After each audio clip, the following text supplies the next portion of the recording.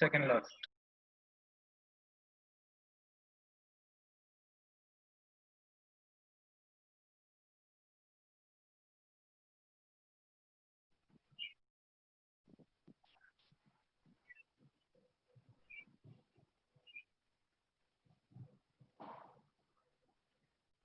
Good evening, all. I, Shreya from Torrent Pharma, welcome you all to the Spine series, a novel endeavor by team of Stavya spine surgeons. Thank you all for taking out time from your hectic schedules and joining us live today. Before we begin today, let me take you through the legend of Stavya. Stavya literally means Lord Krishna, the first spine doctor in the world. He treated Kubja, a hunchbacked woman from Mathura. The legend says that Kubja was a hunchbacked woman who once crossed paths in Mathura with Krishna. She offered him some sandalwood paste. Overwhelmed with her devotion, Krishna pressed his foot on her toes and lifted her chin with two fingers. It is said that Kubja stood straight. The name Stavya has henceforth continued. With similar passion, Savya stands today helping thousands of patients lead a better life. The Spine series is an educational effort in the same direction. Aging is inevitable. Sedentary lifestyle, improper diet, improper postures further add challenges like obesity and muscle weakness. This eventually takes a toll on our spine health and can lead to multiple complications. As the challenges arise, so do the new possibilities. And today, to understand the same, we have an expert panel with us who shall be sharing their wealth of experience. But before we begin the program, let us all welcome our esteemed moderator and speakers for the day. Our esteemed moderator for the day is Dr. Bharat Dave, a spine surgeon with more than 30 years of experience. Dr. Dave has been an eminent speaker at all national and international platforms. He has also been a reviewer for many reputed journals like the Journal of Orthopedic Trauma, the Indian Spine Journal, the Asian Spine Journal, and the Global Spine Journal. A warm welcome to you, Dr. Dave. I now hand over the session to you. Thank you. Thank you, Shreya. Thank you very much for the short, sweet introduction of this Stavya and introduction of mine as well. I have in my team 4 spine surgeons.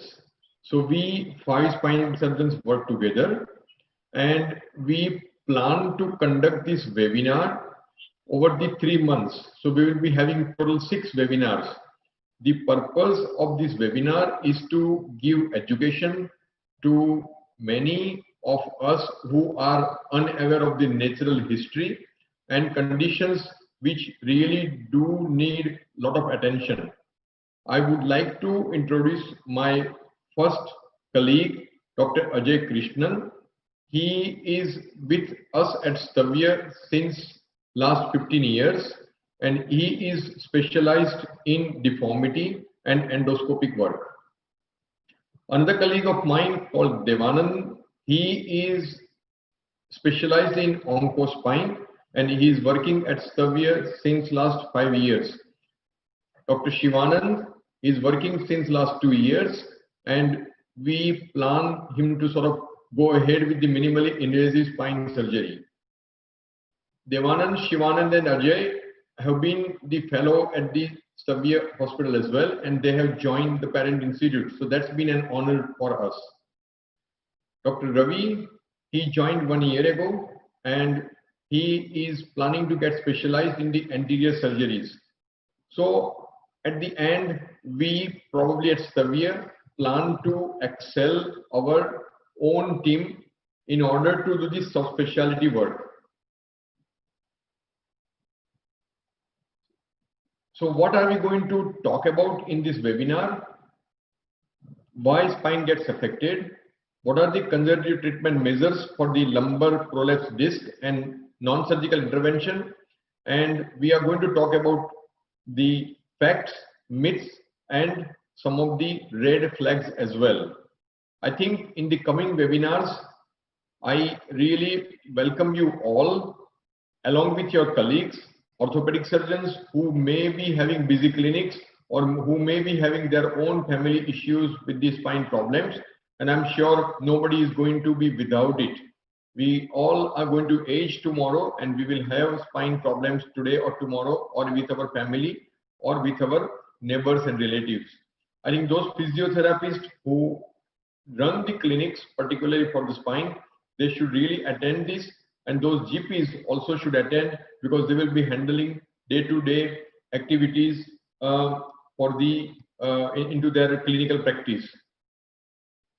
So I urge you all to join in the next webinar, which will be on the first and third of the Thursday between 7 to 8 p.m.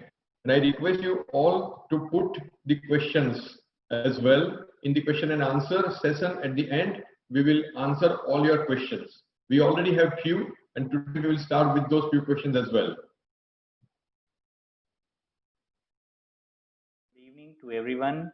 Today's talk, being the first among the series of webinars, we'll start with the basics. We know most of our colleagues would be well versed with the basics of spine. So this talk would be like a refreshing of the knowledge as well as discussing some interesting facts about spine. They say that if you want to study something, the best way to learn the basics is to understand the evolution, how the organ has evolved. These lines by Charles Darwin aptly summarize the theory of evolution. It is not the strongest of the species that survive, nor the most intelligent, but the one most responsive to change. And we have all studied and we all know how we human beings have evolved from being tetrapods to the present day modern human walking on two legs. And the fact that we have been able to walk on two legs have allowed us the freedom to work with our upper limbs and utilize our hands to do various things. That's the reason why we have seen all these modern day discoveries and inventions. So if we look at the spine here, we'll understand the major contribution to the change in posture has been because of spine. As we see in the tetrapod here, this is how the spine was, and now while walking erect, this is how the spine becomes. So the major role during evolution has been the development of spine, the adaptation that spine has taken, and as a result of this, the major brunt of evolution also is being bared by the spine. As we can see here, the entire load of the upper part of the body passes through the spine to the lower limbs instead of getting distributed among the upper and the lower limbs as it was in quadrupeds.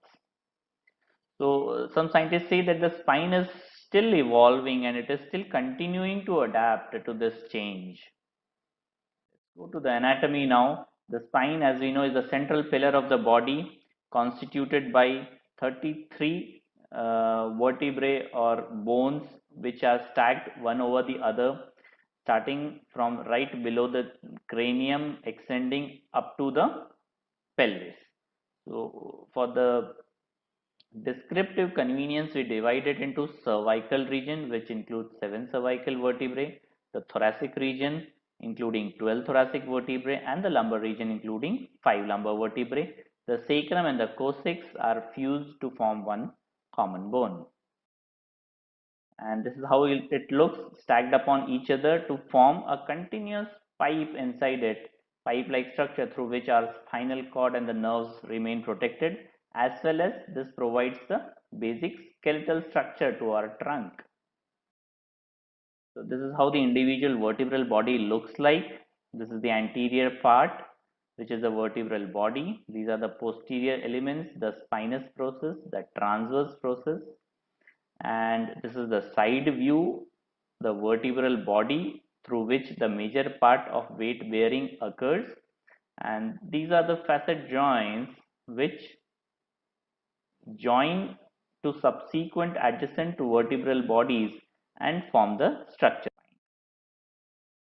And as we know, the spinal cord passes through the central canal which is created by the bone, and the nerves at each subsequent levels comes out of these intervertebral foramen.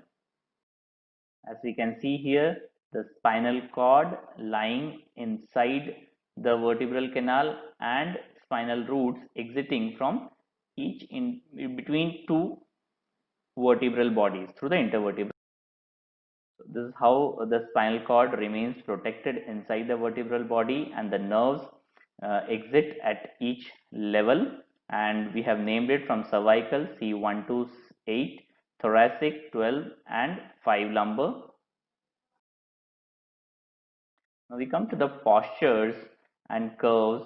Our spine is not straight, and that's the reason we have been blessed with such amount of flexibility. We can flex to this amount of flexion to this amount of extension, as well as side flexion, rotation. All these movements are possible because of the flexibility and the curves that have been provided.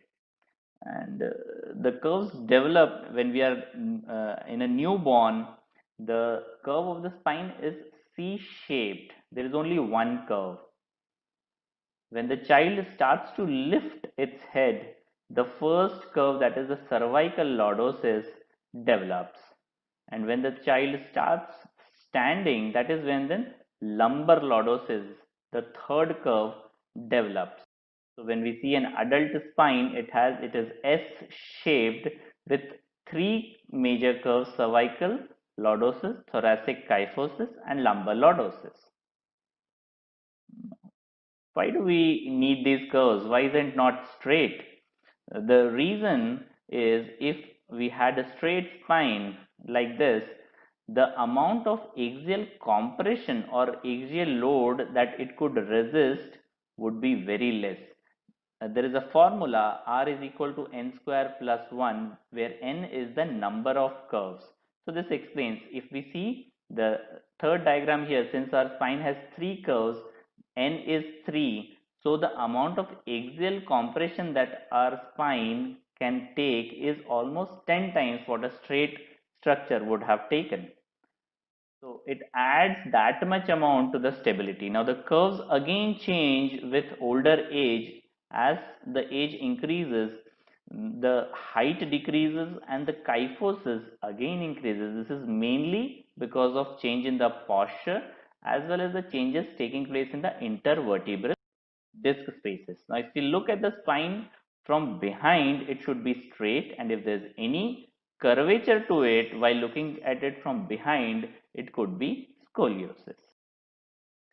Another important structure contributing is the muscles. Spine is surrounded all over 360-degree by muscles, and these muscles not only provide movement to the spine, but they are also major stabilizers of the spine while it is standing as well as while it is in motion.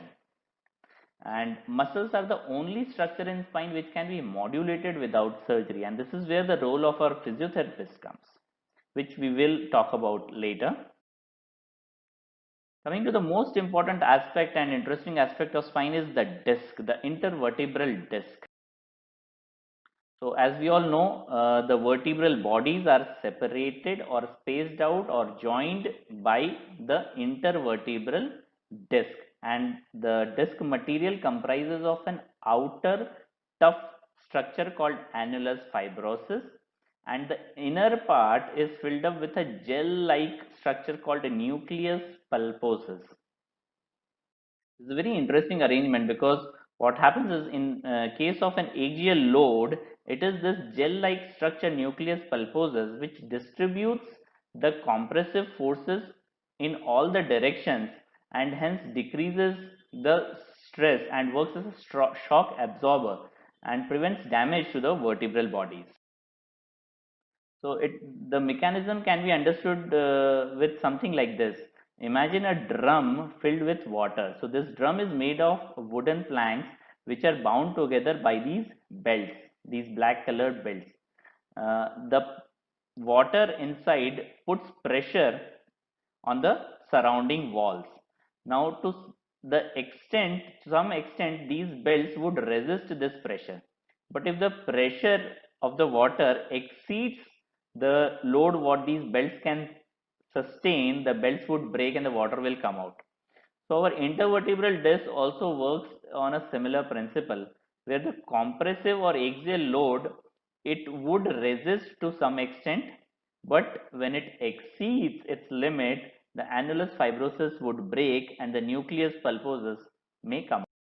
The nucleus pulposus is made up of glycoproteins which have the unique property of retaining water and releasing it when loaded. So at night when we are resting, the disc absorbs water and during daytime due to axial loading it releases water.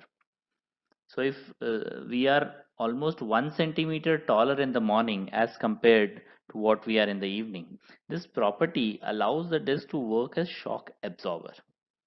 The intervertebral disc also does not have any nerve supply or blood supply, and hence it gets its nutrition by diffusion process only. Being avascular, the injuries of IV disc do not heal quickly. This picture shows how the load on our lumbar spine increases from lying down to standing, sitting, bending forward, and on lifting heavy weight. Even while sitting, the load on the lumbar spine changes with our posture.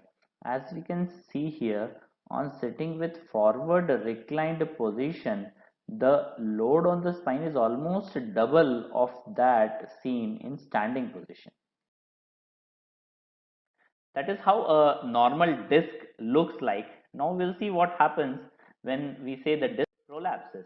So this is what happens. The first stage, the annulus, the green color is the annulus fibrosus and the pink color is the nucleus pulposus inside it.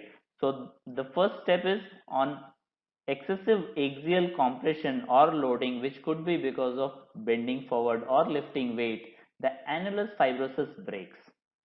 The next stage is the disc material comes out. The blue colored line is the posterior longitudinal ligament which prevents the complete extrusion, and this stage is called disc protrusion. Now if the PLL gets disrupted, the disc material further extrudes into the spinal canal. The last stage is disc sequestration, that is, the disc material gets detached from its parent disc. We may not see all these stages in all the patients.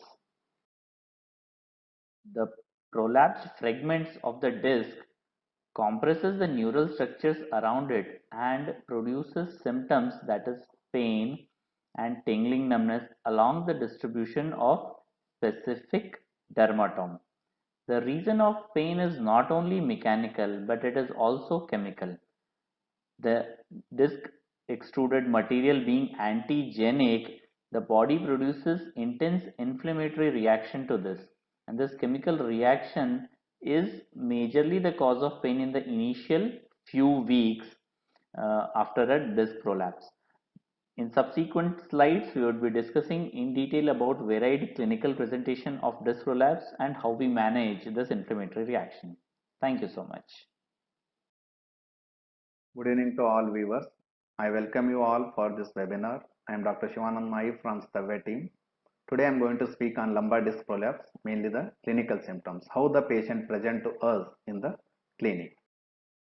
Nothing to declare, financial conflict, nil. Coming to the clinical presentation of this lumbar PID, it ranges from no symptoms to rapid paralysis. At one end, we can see that some patients with lumbar PID are asymptomatic, and at the other end, some patients will experience severe pain with motor deficits and with or without involvement of the bowel and bladder. So this severity of symptoms correlates with the acuteness of the disc prolapse and degree of compression of the neural element. So this degree of compression depends on the size of the disc. If the disc size is more, then the compression on the neural structures will be more. So this acuteness of the disc prolapse and degree of compression, size of the disc mainly gives the all variety of clinical presentation in the clinic. So coming to the common symptoms of the lumbar PID, they are mainly lower back pain or sometimes buttock pain predominantly. Some patients might be having radicular pain to the leg. Some patients might not be having typical radicular pain, and sensory dysesthesia, that is sensory disturbances along the nerve root getting compressed or which is getting irritated. List is the bending of the upper tongue to one side. As you can see in this picture that this patient is bending towards his right. So when we take a X-ray in standing position, we can on X-ray also we can make out the list. So this list occurs due to the compression of the nerve root by the disc. So this the position of the disc mainly makes this list to occur. So whenever disc is at the shoulder of the nerve root, the patient bends to the opposite side. In this patient's MRI, we can see that there is prolapsed disc on the left side and patient is bending towards the right side. Whenever there is disc is at the axil of the nerve root, the patient bends to the same side. So depending on the position of the disc in relation to the nerve root, this list occurs on either side. Coming to the most common symptom seen in this lumbar PID, that is radiating pain, which usually occurs below the knee. So the pain radiating below the knee is significant and it helps in diagnosing lumbar PID. And we also ask patients about the walking distance, how far they can walk before taking rest or sitting down, or duration of sitting and standing at workplaces or in home. And the most common test which is performed is the straight leg rising test. So in this position, the patient will be lying relaxed in supine position on the couch, and the physician supports the leg and lifts it up with knee extended and the flexion movement occurring at the hip joint. So patient experiences pain when we are doing this test. So up to 30 degrees, most of the patient does not experience pain, but 30 to 70 degrees is most reliable, and up to 70 degrees in normal patients also sometimes experience pain. Other test which is done in sitting position is the sitting SLRT. It is performed with patient sitting at the edge of the table with legs hanging down, and the physician supports the patient's leg at the ankle and tries to extend the knee joint. So during this procedure, the patient tries to lean backward or fall backward as he experiences pain because of the stretching of the sciatic nerve. So the other test is the cross SLRT. When the patient is having radiating pain in the right lower limb and the physician is performing SLRT on the left lower limb, patient experiences pain in the opposite, that is the inward limb. This is called as cross SLRT positive, and it mainly occurs whenever there is a big central disc herniation compressing on the bilateral nerve roots. Coming to the upper lumbar disc herniation in the upper level, that is L1, L2 and L2, L3 level with the compression of the L2 and L3 nerve roots, the common test which we do is femoral nerve stretch test. In this test, the patient will be lying prone on the couch and the physician hand supports on the sacrum and with other hand holding at the ankle, he tries to extend the hip with knee in flexed position. So the patient experiences the typical pain in the anterior part of the thigh. So patient also gives history of sensory disturbances along the anterior and anteromedial thigh in upper lumbar nerve root compression. These symptoms of lumbar PID might be partially relieved with rest, activity modification at home or at workplace, and change in the position. In this photograph, you can see that the patient is lying down on the ground with hips and knee flexed at 90 degrees and legs placed on the chair.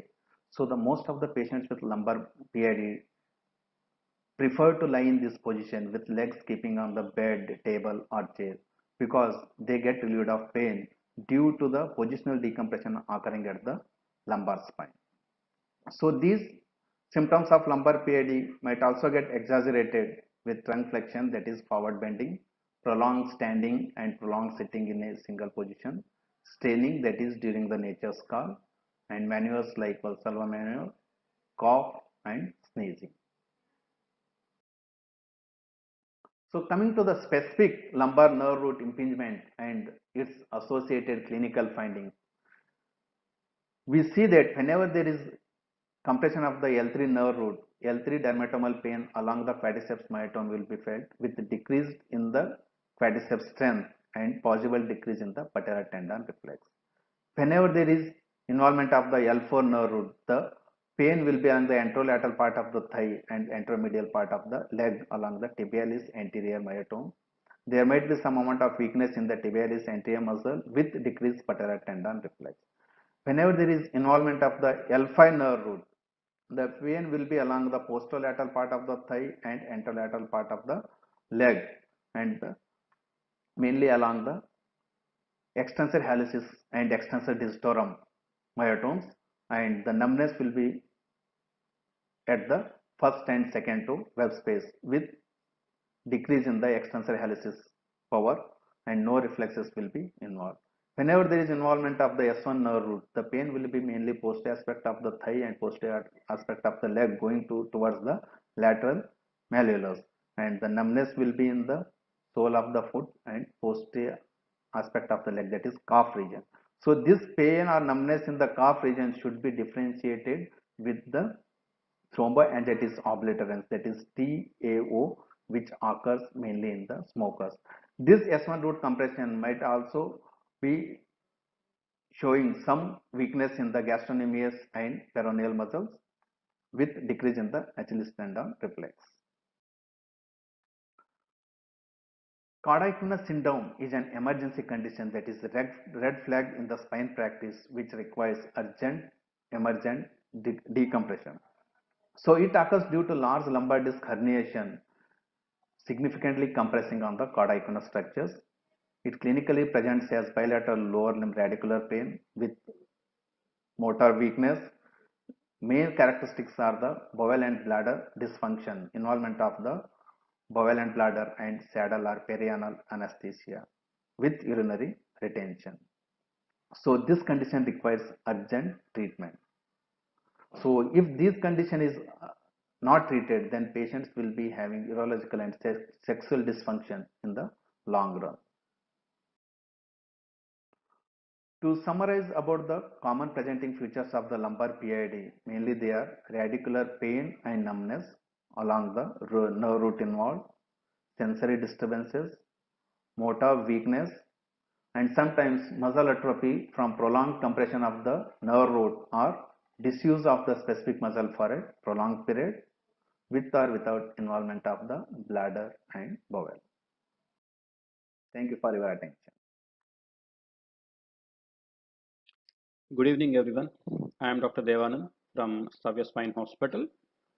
I am here to discuss about the lumbar disc prolapse conservative management.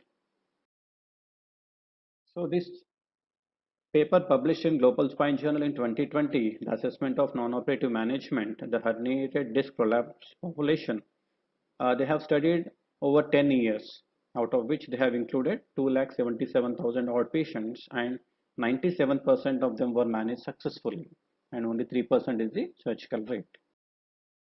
So the basic X-rays, most of the times they show normal, and the MRI, once it is taken, it will be either showing a disc prolapse in one of the stages, either a disc bulge, protrusion, extrusion, or a sequestration.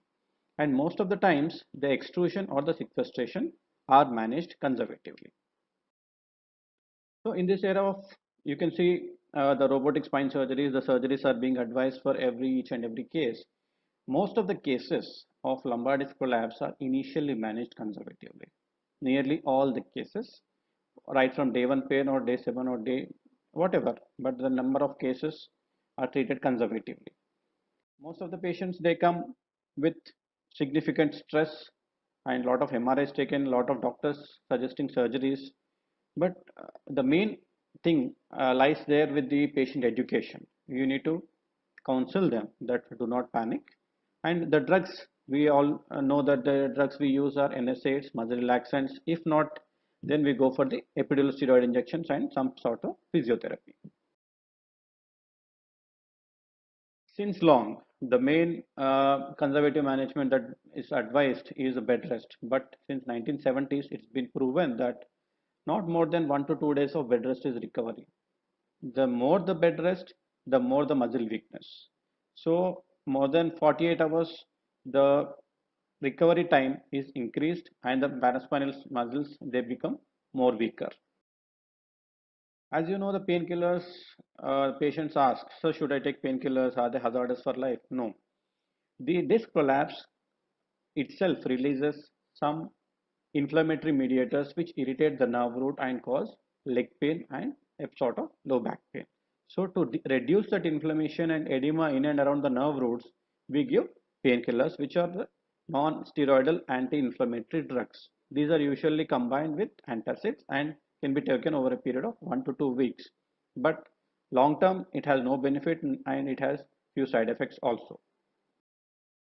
Once it comes to muscle relaxants, a few of them argue that is the initial muscle spasm is protective. That means the patient is becoming protective by himself and it doesn't allow much movements and he doesn't allow the disc prolapse to be increasing.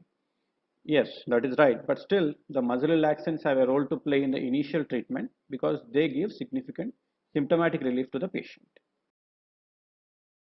Right from hot fomentation to ice packs that are given in the home, there are other modes of physiotherapy. As you can see, the traction, shortwave diathermy, and interferential therapy. The traction is usually used for few cases of lumbar disc prolapse in which the shoulder disc prolapse is in the shoulder part, not in the axillary part. It gives a sort of muscle relaxation and gives symptomatic relief to the patient temporarily, as well as this shortwave diathermy and IFT. They also give a good symptomatic relief in the initial periods. So the next question is, how long is this conservative management is going to help? A minimum of 6 weeks. If the pain is gradually decreasing, we wait for a period of 6 weeks and a maximum of 3 months. But still, we caution the patient. But if there is any increasing pain along even if the patient is on NSAIDs and the pain is increasing, or there is any neurological deficit which is seen like foot drop or the weakness of the toes or difficulty in wearing the slippers, then the patient is advised to come back to the hospital. The next mode of treatment would be epidural steroid injections. These are not oral steroids, these are local steroid injections that are given in the spine. They can be given in the OPD basis. They are usually given as two ways: the caudal epidural steroid, which is given in the sacral hiatus, and the next method is transforaminal epidural steroid injections or selective nerve root blocks. These injections are given in the operation theater under the image guidance intensifier, and a spinal needle is used to give these injections. So the procedure involved is we uh, progress the needle under IITB into the space which actually lodges the disc and the nerve root. So the foramen and the disc, in and around that area there would be edema and inflammation of the nerve root. So we give initially a contrast which will tell us exactly where the nerve is going and the probable place of edema, and we inject steroid along with local anesthetic, which will give significant relief to the patient. But mind that only 50 to 60% of the patients are relieved with this, and few of them get relief for days and some for months together. This transforaminal injections or selective nerve root blocks, they give a buying time for surgery. Patients come back to us and say that I am more than 50% better. Should I go for surgery or should I wait? So if it is more than 50% symptomatically better, we need to just relax, wait and watch. There are chances that it goes off completely normal. If it is less than 50% better, what next? Or 50% better, what next? So we do what is called as a contrast MRI. The contrast MRI is a procedure in which the contrast is injected and the contrast, it accumulates in and around the disc. If there is enhancement on the contrast MRI, it shows that the disc is getting vascularized and it may resolve on its own. Or if the disc is not getting vascularized, that means the patient may end up in surgery in the future, near future. Few of them ask when to go back to work. Our standard answer would be work within pain limits, and your body will dictate you how much you can work and what pattern of work are you in. Like light work, a patient's having computer work, software, sitting job can go back easily to work within a week, but if the patient is having a heavy work, we need to restrain him at least for 4 to 6 weeks. We should all tell the patient if he has any symptoms of bladder, like if there is any difficulty in passing of urine, or if there is involuntary micturition of urine, these most probably a cause of cauda equina syndrome. These patients may have cauda equina syndrome, in which the bladder symptoms and bowel symptoms they start, and sometimes the patient may have progressive neurological deficit, numbness in and around the perineal area and the bladder area. So these are the cases which are supposed to be the emergency in spine surgery, and they need to be surgically treated. As you can see in this image, most of the patients ask what to do, what not to do, which position to adapt. I mean, there are these are the pressures on the left hand side, and you can see the maximum pressure while standing is in forward bending with the knees and hips in extension, and in the same position lifting weights. We need to avoid this position so that the intradiscal pressure increases. In the same way, sitting and lifting weight in this position also increases the pressure in the disc, and it may cause the disc prolapse to further progress. These are the ideal sitting positions.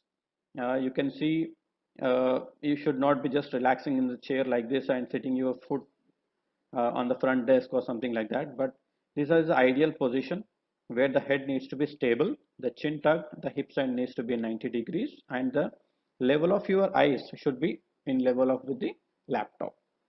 And in the same way, the sitting positions at home needs to be modified in this way, and when you are lifting something from the ground, this is the wrong way to lift it. This is hip and knee bending, in which there will be less of intradiscal pressure.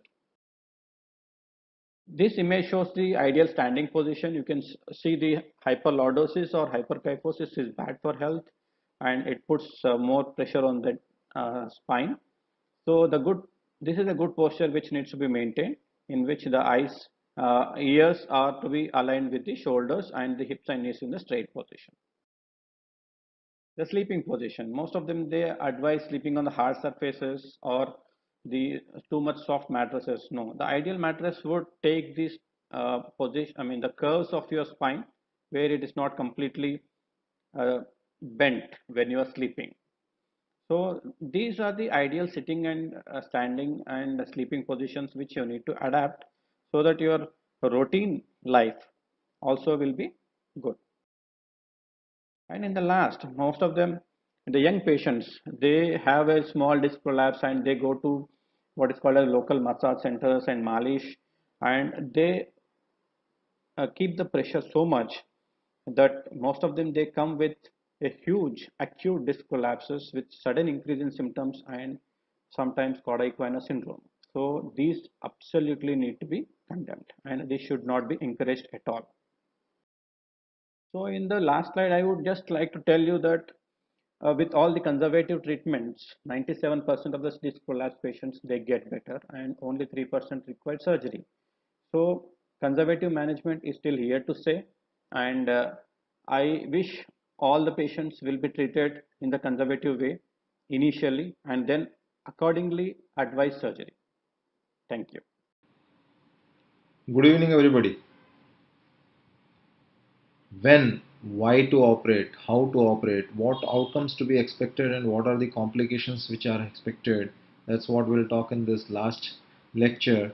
And you would be surprised and should be happy that 10% of the patients only need surgery. So it is all talk about that 10% of patients who need surgery. The outcome is predictable and they are reasonable and the immediate outcome is very good. The indications of surgery are absolutely must and is dictated by the surgeon if it is a cauda equina syndrome or progressive deficit.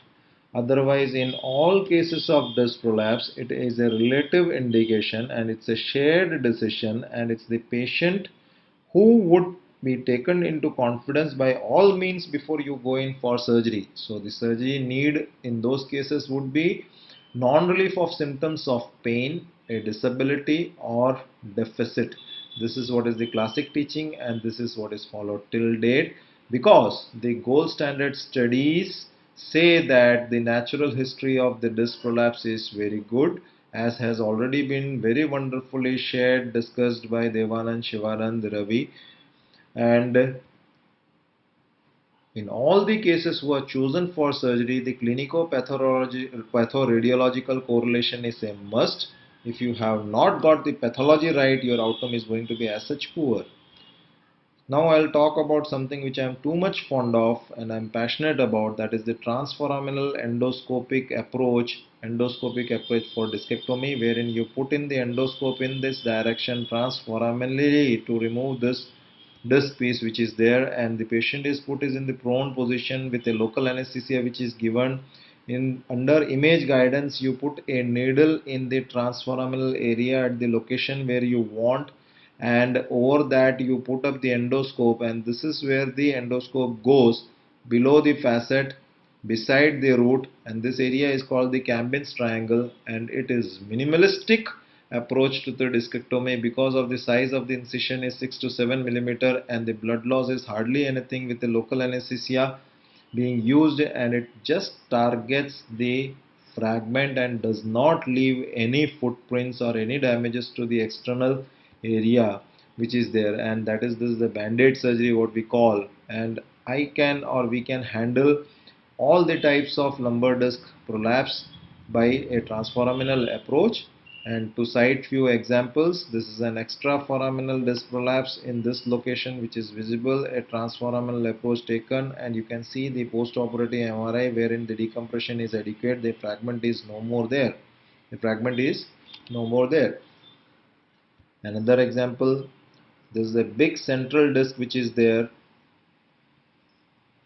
and this is an upper lumbar disc prolapse which is there, down migrated. You can transforaminally go there, remove the disc fragment, and this is the postoperative MRI which is there.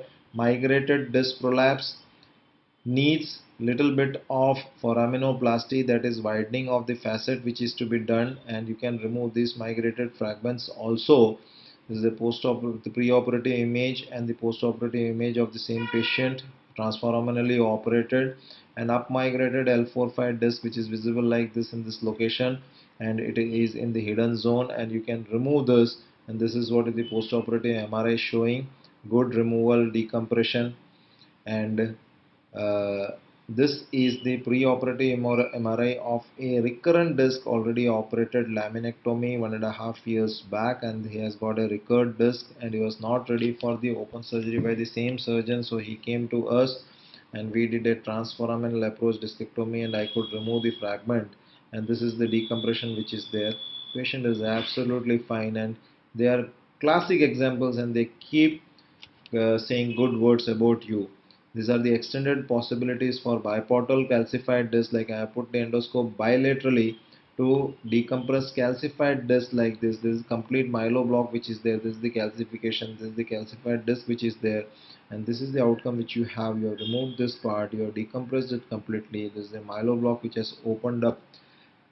So technique wise, if you put your endoscope in the transforaminal region, this is the visibility inside the endoscope which you have on the screen, and you are actually using the small instruments to do a subannular decompression.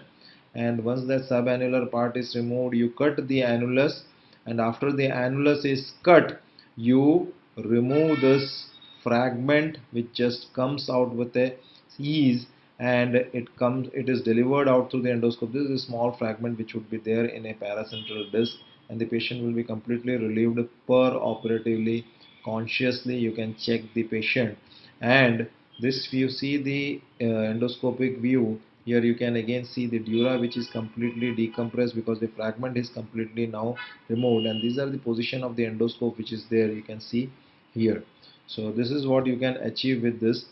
Now let's talk about the conventional discectomy which we all have done many years back, wherein you do 2 to 3 levels of midline exposure with erasing of all the muscles from the midline, and then you have the uh, spinous process and the lamina and the ligamentum flavum, and in a laminectomy you would remove a lamina here, you remove this lamina, you see the dura there, you retract the dura, you go in, you remove the disc fragment and decompress the neural tissue. So disc is ventral to the dura and we have to retract the neural tissues, and we have to manipulate very carefully so that we don't induce any damage. And conventional hemilaminectomy means one-sided approach only. When you remove a part of the lamina and the ligamentum flavum on one side, this is one-sided exposure which you do. This was smaller than what was the conventional whole laminectomy, and in fenestration you would do even smaller incision, and wherein you would remove only a part of the bone and the ligamentum flavum and remove this fragment. So this is fenestration. What was the problem with the conventional surgeries is that there was no magnification which was there, and there is no light, or there is hardly any light, and you are scolding at your OT boys. So what was the problem? There was a cone approach which is there, and wherein an approximate exposure of 7 centimeter to 10 centimeter is needed for a pathology which is just 8 to 10 millimeter. So for a pathology like this, which is a disc prolapse, what you end up needing is a cone-like approach here. So this is what we are talking an incision, because you cannot see inside this approach, and herein where the disadvantages were completely clear, that there was more pain, more admissions, incision, scar, blood loss, morbidity, big surgery. Earlier 15 years back, 20 years back, it used to be a big surgery when it was done in the institute. Rest and mobilization was required and given to most of the patients with belt, and iatrogenic instability was a common occurrence, with residual back pain because of the muscle damages, and the instability is a common thing. What is the current trend and the scientific advance is preservation of soft tissue, bone, and the minimalistic approach, and the incisions which were which were there, which were measured by tape, are now past, because you do a microscope assisted lumbar decompression or tube assisted microscopic surgeries, wherein your exposure is this with the microscopic view, and the light which is put, the incision may be as small as a 1-inch incision, and these are the tubular things which you use for this, and these patients are mobilized quite fast. So the disadvantage of no magnification and light was completely taken away by use of scopes, and these scopes were as small as like a loop which is there, which is also a microscope, which gives you better view, but the incision was still there. Your visibility increased, your light put more, but your incision size were not very small with a loop, and it was microscope which is the thing which changed the size of the incision significantly and improved the outcomes as well. There are many other techniques which is there, and to zero in on touch on few of the techniques, is that this is interlaminar endoscopy, wherein the endoscope is locked onto the posterior elements interlaminar region, and the working instruments also goes through in this endoscope only, and because of that these endoscopic instruments are very small, and least manipulations are done with this interlaminar endoscopic surgeries also. Now something which is coming up is interlaminar unilateral biportal endoscopy, wherein there are two ports. One carries the endoscope inside for light and camera recording. At the same time, other port uses conventionally big instruments to reach to the scope. So this needs more triangulation to remove the discectomy, and it is also interlaminar but has got significant advantages as compared to the conventional surgeries. Few lines about microscope. Microscope, as I said, loops and externally mounted microscopes are microscopes, and they are exoscope, outside the body light source, outside the body magnification. An endoscope is something wherein you have a channel which carries the light inside, and the magnification is there, and the working channel is also built inside the endoscope. So is a microscope an endoscope? No. But an endoscope is a microscope? Yes. Coming more to the postoperative management of all patients who are operated by any of the methods, there is significant amount of confusion about all these aspects of bed rest, mobilization, climbing stairs, getting back to work early, exercise, belt, bending forward, sexual life, sports, weight loss, and this all talk has been because of only one reason: to prevent the recurrences, and suggested by most of the surgeons. The reason for this are usually the fear of the surgeon, and there is no scientific evidence about it. And the basic thing that which should be suggested to the patient is go according to the pain tolerance and the pain and the recovery. So the patient themselves should guide them towards the faster recovery. This was one of the articles landmark which was there by Eugene Karagi, wherein 152 patients were made to do all the activities without any restrictions, and they didn't have any complications which was more than that of the persons who were subjected to significant restrictions. So that was a significant eye-opening paper which was there. And when to operate, the classic guidelines is for failure of conservative treatment of relief for 6 weeks, but more than 3 months the outcome decreases, so all surgeries should be done before 3 months. And now this decisions for a surgery has reduced to even 3 to 6 weeks, looking to the non-tolerance of the patients, and patients don't follow you. They are not ready to wait or lose their work capacity, the productivity they don't want to lose.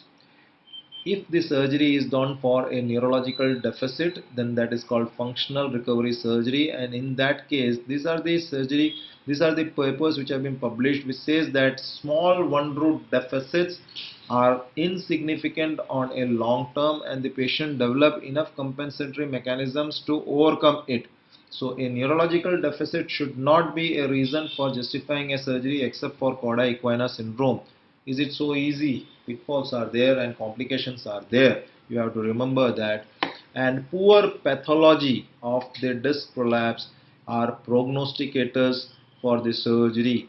And bulges, these are the conditions which gives poor result with simple discectomies. So bulges, protrusions, central disc are big, are known to give more problems. Calcified disc, patients with more stenosis attached, patient with wedged disc, chronic mechanical pain with narrow constitutional canal with instabilities, these are all poor prognosticators.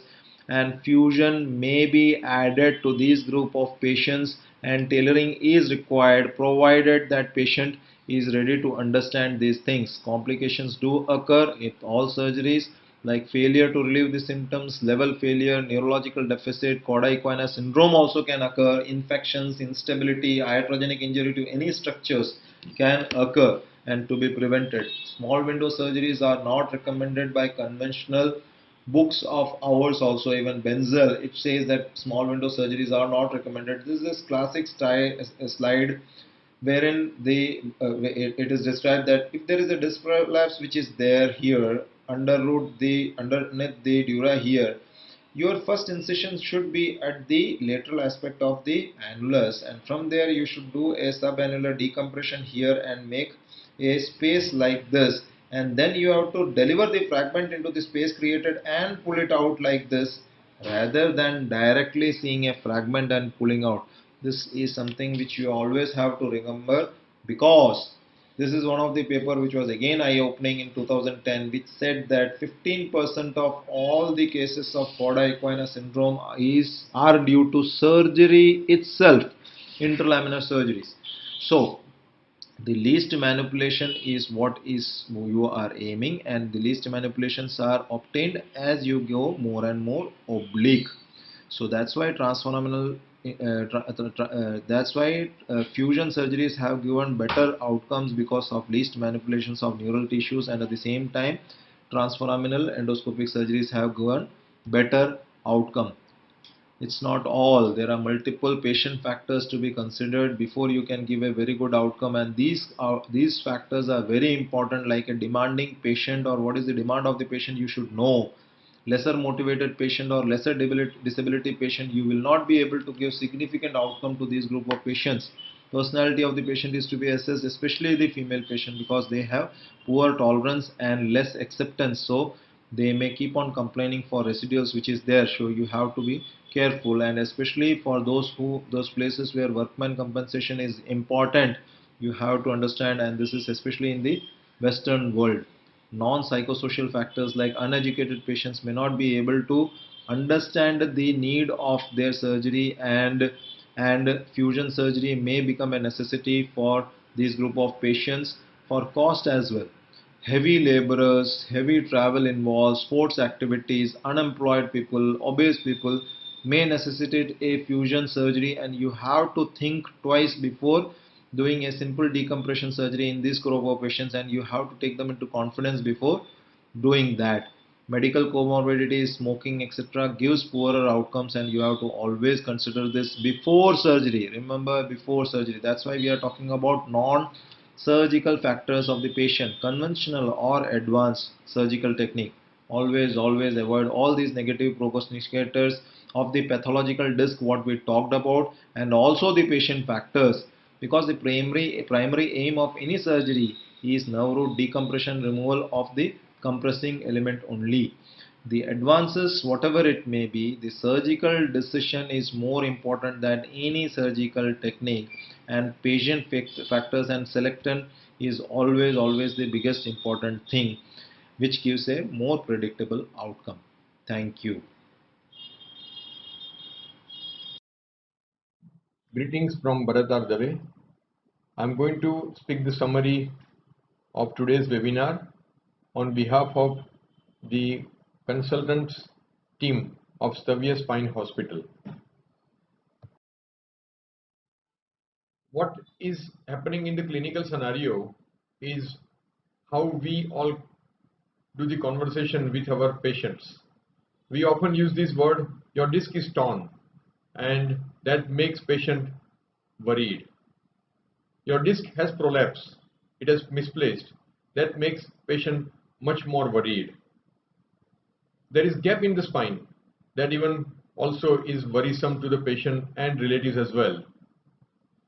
And we often see the prescription rest for 2 to 3 months. That is something which is detrimental, and that will lead to a lot of issues.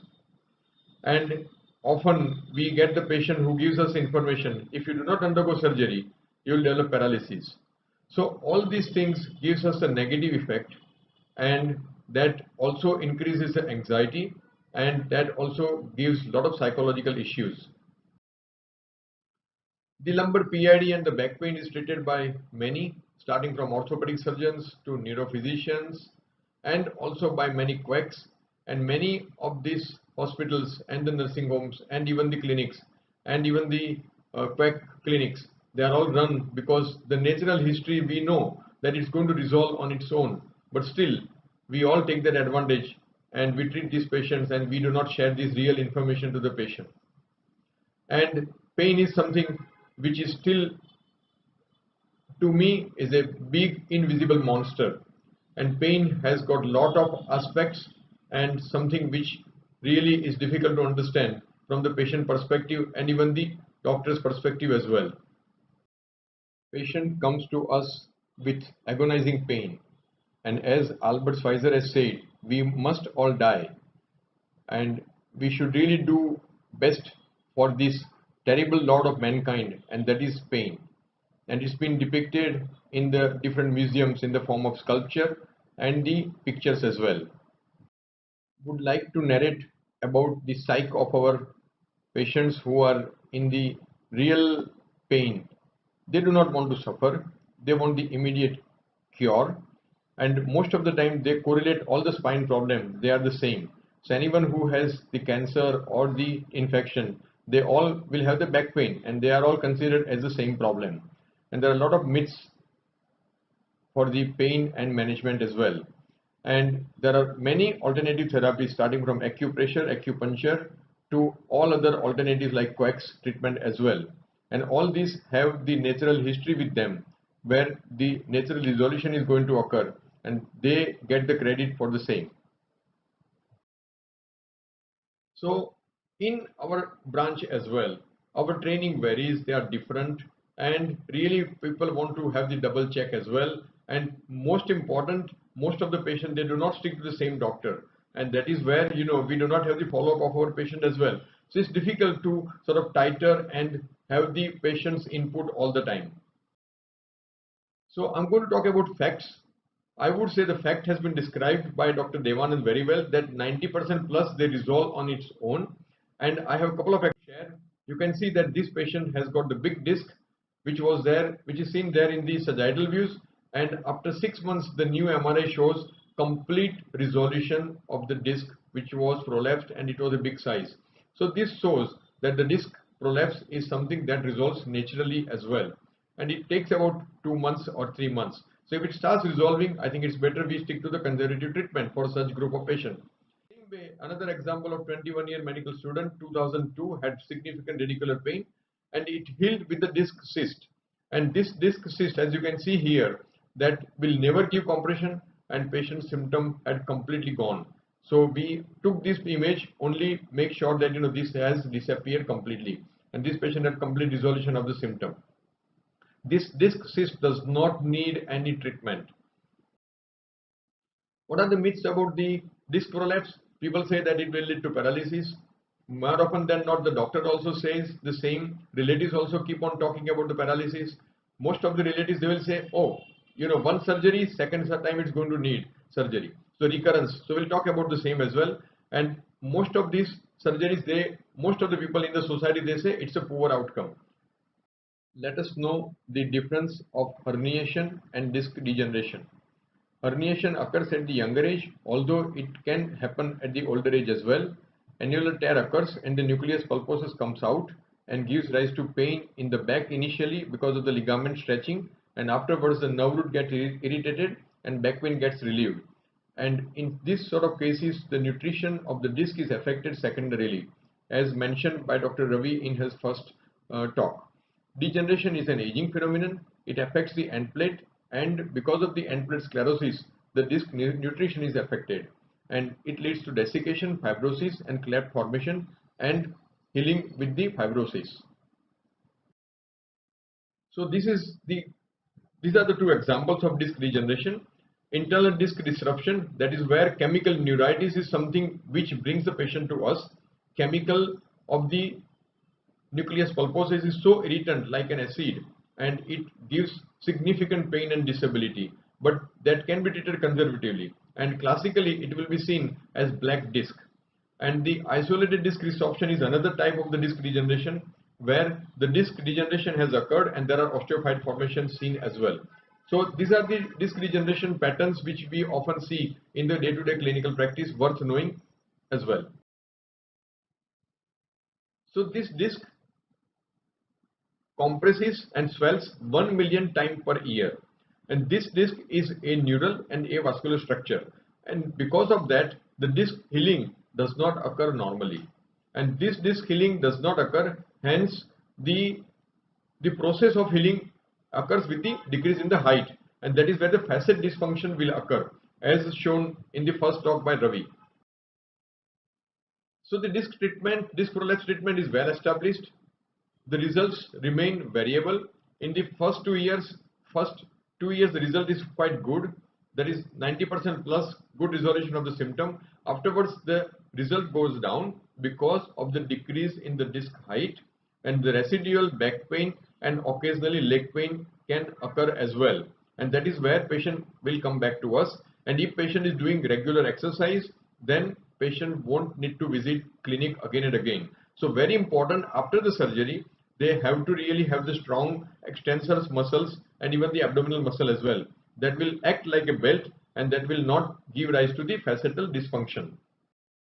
Let us talk about the red flags. We should warn our patients about the bladder bowel symptoms and weakness that develops in the leg or foot while we are treating them conservatively. While patients are on the conservative treatment, we should share with the patient about the increasing neurological deficit, unbearable excruciating pain, which we call this as a nerve cry, bladder bowel habit change because of the compression on the nerve, And the most important is manipulation by the quack, which is the method of treatment in our part of the world, which gives rise to bladder bowel symptoms after the manipulation. We always talk and discuss, and we have the shared decision with the patient about the treatment plan. We say we do not sell the surgery, we do not frighten the patient, let patient decide and plan the surgery. Let us all follow the good clinical practice in the form of no bed rest, activity in the pain limit. Majority have the good response with the non-operative treatment, and as we all know, MRI gives us 20 to 30% false positive in the asymptomatic patient as well, the disc prolapse. Surgical treatment is superior, but it is for maybe 1 or 2 years initially. You cannot let patients suffer for that long. Disc is going to degenerate whatever method of treatment we give. Height is going to decrease and patient is going to have the facetal dysfunction.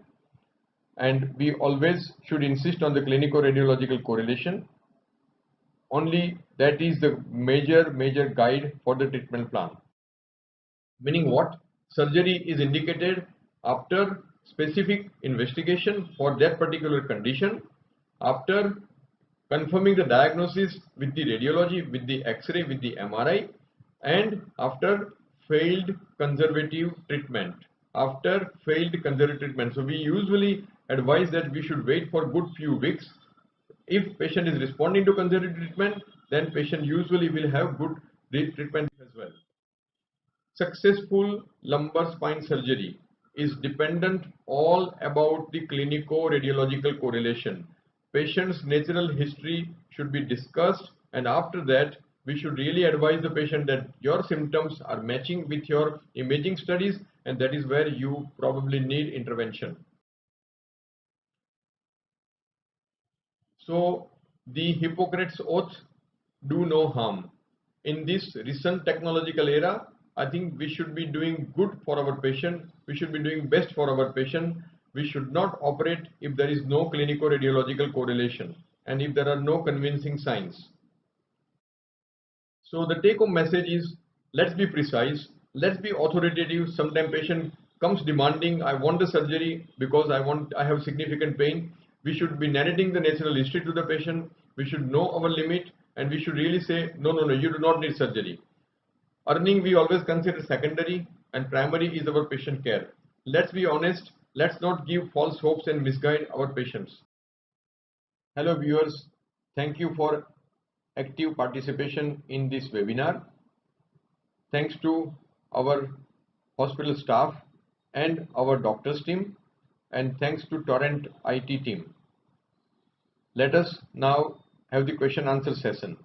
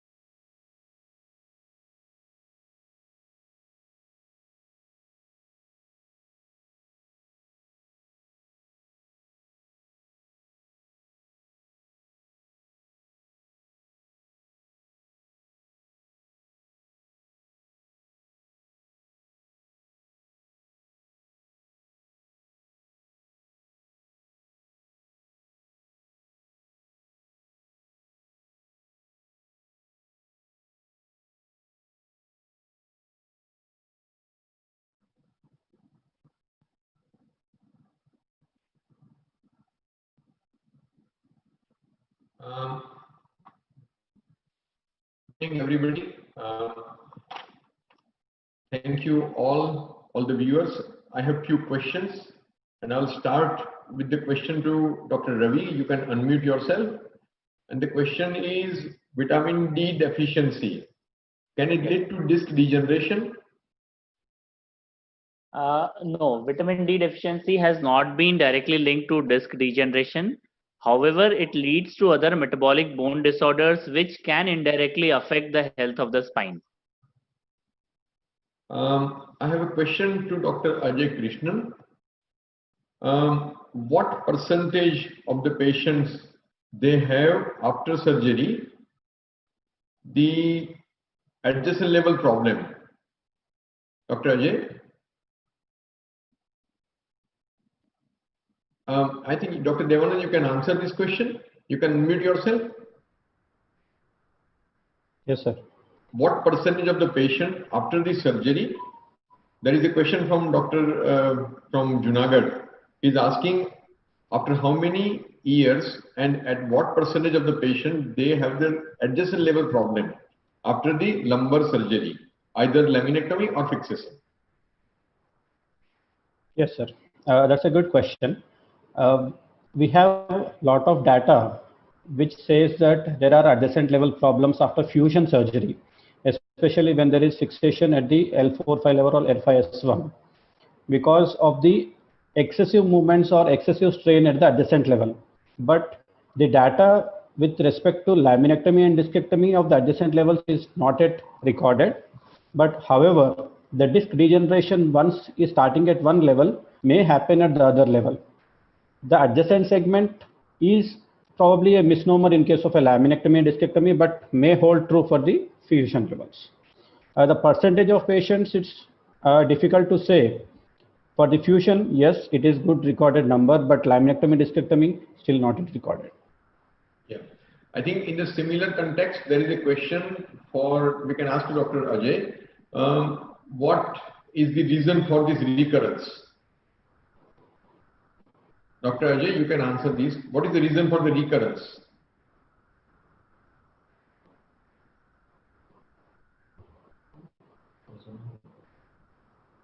Hello? I think Yes, sir. what percentage of the patient after this surgery? Dr. Ajay, you can answer this. What is the reason for the recurrence? He's asking after how many years and at what percentage of the patient they have the adjacent level problem after the lumbar surgery, either laminectomy or fixation. Yes, sir.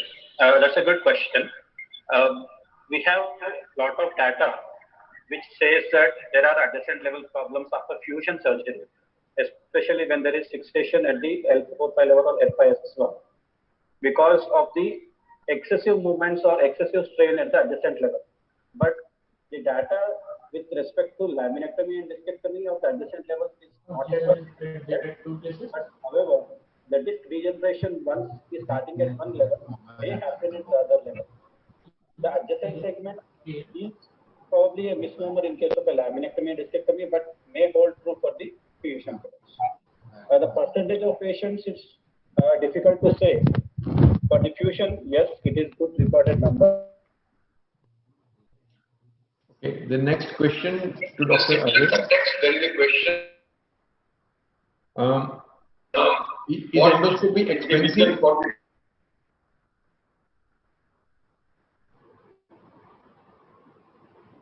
Dr. Ajay, is endoscopy expensive? You can unmute yourself. Endoscopy hello. Is hello. Ajay sir, please. Hello. Am I audible? Live. Can you? Am I audible? Yeah, you are audible. Please. Yeah.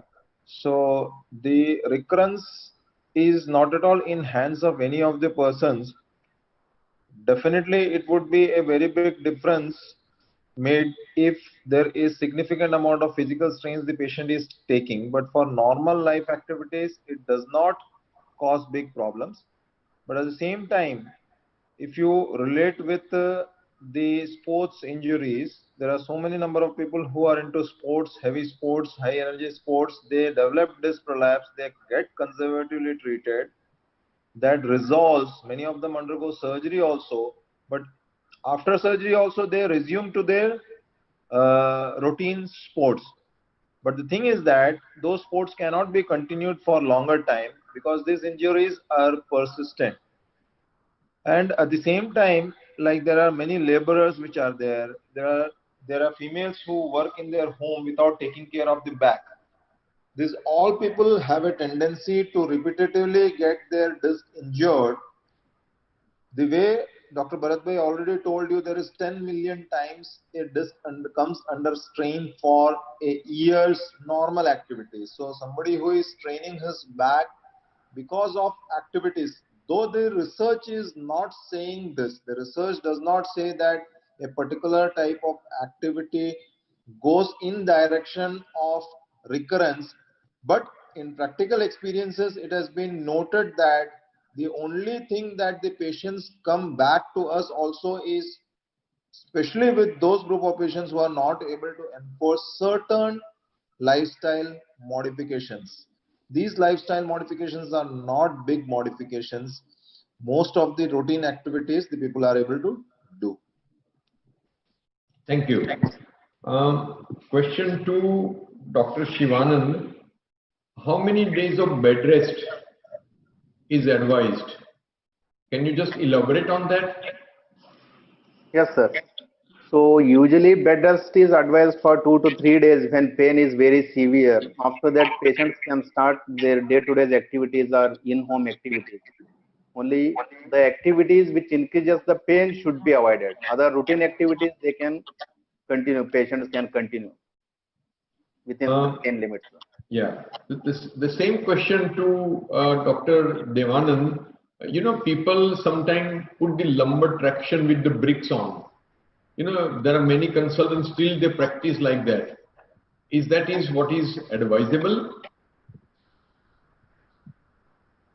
Uh, the lumbar traction, whatever is done by the physiotherapists at their center, they actually have a specific instrumentation which gives traction at the level of lumbar and pelvic area. And the bricks, they do work for some extent, but this lumbar traction as a whole, it acts like a indirect muscle relaxation. So the natural history of disc prolapse is not altered in this. Only thing is they get a symptomatic relief at that time. Once the traction is removed and the patient is on their toes, after some time, the pain is the same. So I think the traction is not that much helpful in case of natural disc prolapse, but it definitely is helpful for the lower back pain. Yeah, thank you. Question to Dr. Ravi. Is this disc prolapse genetic? Uh, well, it's difficult to answer because the literature doesn't say that. There are a few literature studies on the genetic susceptibility of lumbar disc prolapse and degenerative disc disease, but none of the literature has been able to conclusively prove the hereditary nature of this. Yeah. Thank you. I think the studies are going on about the same in the lab. It has not come to the clinic yet. However, the Question. literature doesn't conclusively have evidence about it. Yeah. The question to Dr. Ajay is this O-arm and navigation, does it have any role in this disc prolapse? Have you tried sort of, using it in the endoscope, the navigation system? Yeah, I have used in the navigation system, but at the same time, for using in the navigation, you need special needles. That is one. Second, the other problem that happens with this is that for having a acquired image, the most important thing for OARM and navigation is the static acquisition, and there should not be any movement. These patients are under local anesthesia, and by default, if it moves by say few millimeters also, it can be catastrophic. That is the reason why it has not actually penetrated into the practice. But at the same time, there are multiple things which are getting an attention, and most of the endoscopic companies also are trying to get a navigation system incorporated into their existing systems. That may reduce the learning curve probably over a period of time, but it is still in the early phase. Yeah, thank you. There is a question to Dr. Shivanand. how can we improve our posture? Dr. Shivanand, how can we improve our posture?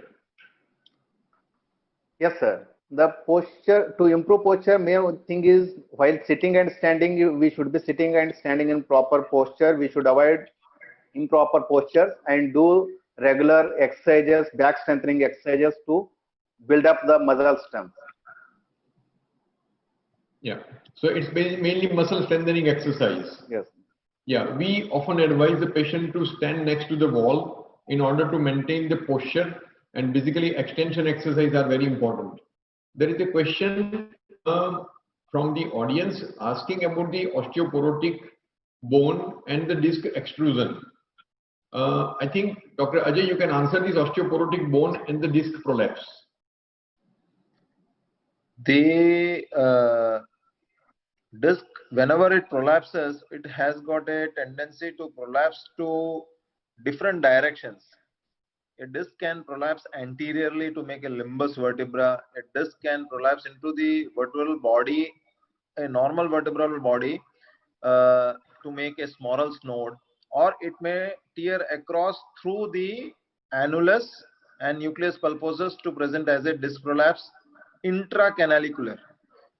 But at the same time, what is noted is that the annulus and the nucleus, annulus and the PLL, posterior longitudinal ligament, is a more stronger structure and it doesn't easily give away. So even in the disc prolapse of normal people, it is now believed that actually the rupture or the breakage of the annulus fibrosus and the PLL is occurring at the bone junction, and the fragment is moving out through a vent in the bone. Actually, that is in normal also. For an osteoporotic patient, if you see the classic appearance of an X-ray itself is a codfish appearance. That means that the disc has a tendency to bulge into the osteoporotic bone, and the disc is stronger than even the end plate. So that is what is the thing. But there is no study that would say that, or has come out with a result that osteoporotic patients will have a particular type of disc prolapse.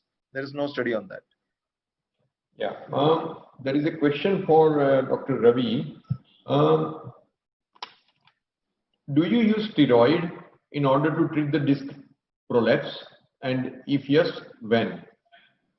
Okay, so as we have discussed in the previous talks, the reason for pain in disc prolapse is not only mechanical but also chemical because of the inflammation. So we do use anti-inflammatory agents, which includes steroids in some cases.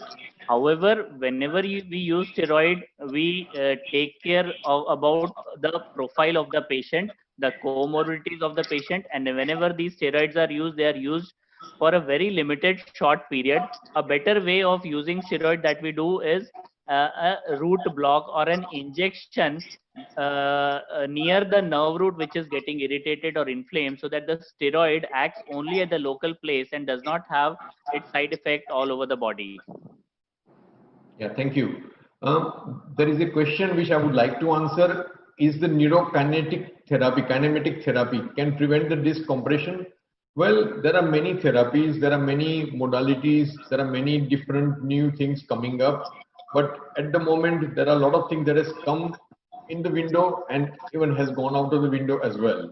So all these things, they keep on coming. At the end of the day, you really need to have the strong muscles in order to support your back.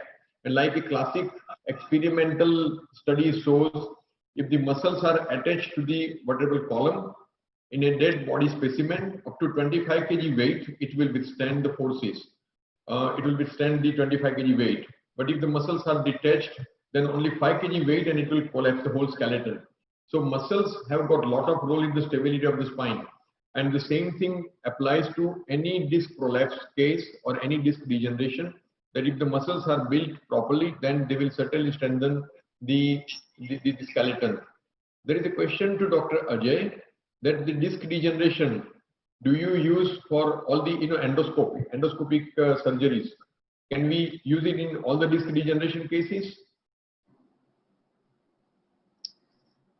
Endoscopy can be used in all the indications of disc prolapse, and it would even be more fruitful in degenerated cases, because in degenerated cases there are multiple degenerations which is going on in the body at multiple levels, and the pathological level is only one, and the patient gets very good outcome because the fragment is completely free usually.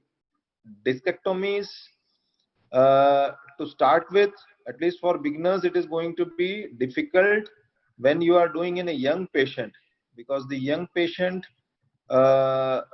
disc, annulus, everything is strong, and you need to get across to the fragment to deliver it. So young patients are not the first choice to start with, those who are initially starting their practice in endoscopy. There is a question to Dr. Devanand. D7 vertebra osteoporotic fracture. It's a general question, but we will be addressing into the next webinar, which is going to be on osteoporosis. But as the viewer has asked, D7 vertebra fracture, what could be the management, particularly in the osteoporotic patient? Yes, sir. D7 osteoporotic fracture vertebra management depends upon two things. First thing is what is the duration, how long has been the fracture, and most of the osteoporotic fractures, they heal on their own with minimum amount of bed rest, and we give calcium supplements. Along with that, we supplement it with fortium. But if the patient, even after 6 to 8 weeks of conservative management, doesn't heal, the fracture doesn't heal, and it goes into non-union, then the patient may require surgery. It could be different types of surgeries, like we do vertebroplasty, where we put in the cement into the vertebral body, or if the patient has neurological deficit, or the patient is having bilateral lower limb pain or bilateral lower limb weakness, then we need to go in, put pedicle screws, fix it up, and then decompression. So the management of D7 fracture depends upon the clinical presentation of the patient. Yeah. There is a question, what is the best treatment for cervical myelopathy? And I would like to answer this question that cervical myelopathy has got the different grades from grade 1 to grade 5, and higher the grade, more the disability. So in the fact, if you look at the grade 1, one can treat that myelopathy conservatively, but as the grade increases to grade 5, then they become the surgical case. So grade 2 onwards, I would say that these are all surgical cases and they should be treated with surgery only. There is a question to Dr. Shivanand, that why do we have patients who had the surgery done but still they have some persistent numbness? So can you just elaborate on that? The persistent numbness after the surgery. Yes, sir. So because of the preoperative status of the nerve root, there is prolonged compression, there will be demyelination of the fibers. So that demyelination, whatever injury has occurred to the nerve root, it takes some time to recover gradually. So in the post-operative periods also, patient will be having this numbness and tingling from 3 to 6 months period, and gradually it will come down as the myelination reoccurs. Yeah. I think all the questions we have answered. There may be few left. If there are any, you can certainly ask us on our Q&A, and you can go on our website as well. It's been a wonderful session with the help of IT team. I'm thankful to Torrent IT team, my colleagues, my friends, and all the viewers as well to make this webinar successful. Thank you very much. Shreya? Yes, sir. Thank you so much to all our wonderful speakers for this illustrative discussion. Thank you to all the audience for joining us today on this Thursday evening. The knowledge Carva shall continue, and these recordings are there on YouTube, and we shall also be circulating the link post the webinar with all the people who have registered. And you can subscribe to Savya channel on YouTube and also their Facebook page for the regular live updates. And Shelcan feels immense gratitude and a big thank you to Dr. Dave, Dr. Ajay, Dr. Devanand, Dr. Shivanand, and Dr. Ravi Ranjan today. It has been such an honor. Thank you so much. Thank you. Thank you very much. Thank you. Most welcome, sir.